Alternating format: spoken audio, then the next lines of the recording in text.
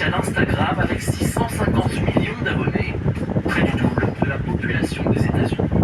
Une légende entretenue par une course au record face à Lionel Messi dans ces années 2010. Avant leur arrivée, je pense que la marque traditionnelle d'une très très bonne saison pour un attaquant, c'était 30 buts. Et là, on est pour les deux en même temps arriver à faire des performances stratosphériques, marquer un nombre de buts mais presque incalculable. Et oui, on sait aujourd'hui que les deux se regardaient. Si le samedi, on mettait un doublé, l'autre allait marquer 3 le dimanche.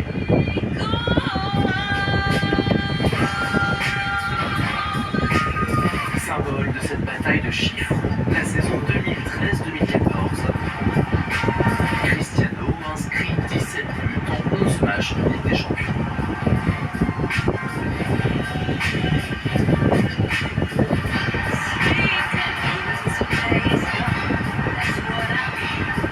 En finale, à Lisbonne, là où il a été formé, il est spectateur sur l'égalisation dans les ultimes secondes de Sergio Ramos.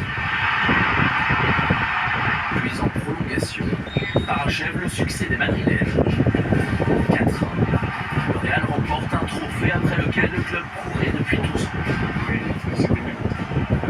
c'était muito espetacular, porque a Champions é sempre uma competição, como disse, sempre muito especial e quando se tem a oportunidade de ganhar é sempre o auge de um jogador, de uma carreira de um jogador que ter ganho o Estado da Luz em Portugal, perante os portugueses. Para mim foi um momento também de grande emoção e muito especial também. 2 ans plus tard, au début de l'année 2016, le Real Madrid, en panne de résultats, nomme un jeune entraîneur.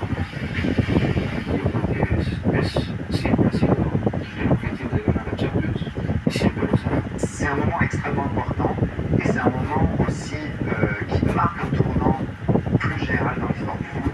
Ronaldo est quelqu'un qui a tout gagné et à ce moment-là, en fait, il n'y a pas besoin d'un coach très tactique, il y a besoin de quelqu'un qui comprenne ce que ça veut dire d'être un joueur de ce niveau-là. Il y a besoin de quelqu'un qui respecte sur le terrain.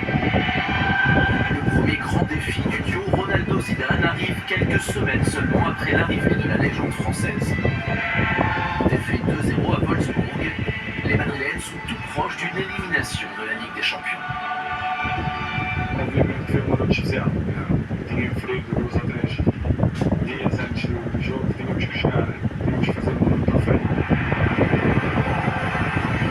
Ce soir-là, à 31 ans, Ronaldo porte le Real.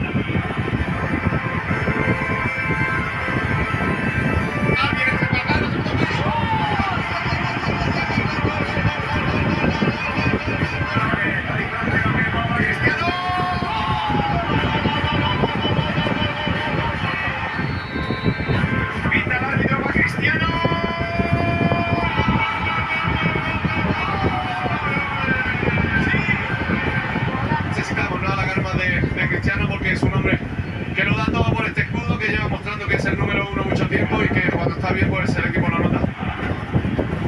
L'histoire est en marche. Le Real dispute une nouvelle finale encore face à l'Atlético. Ronaldo ne marque pas et les deux clubs madrilènes doivent se départager au tir au but. Après le raté de Juan Fran, le Portugais, dernier tireur, peut s'offrir un nouveau triomphe.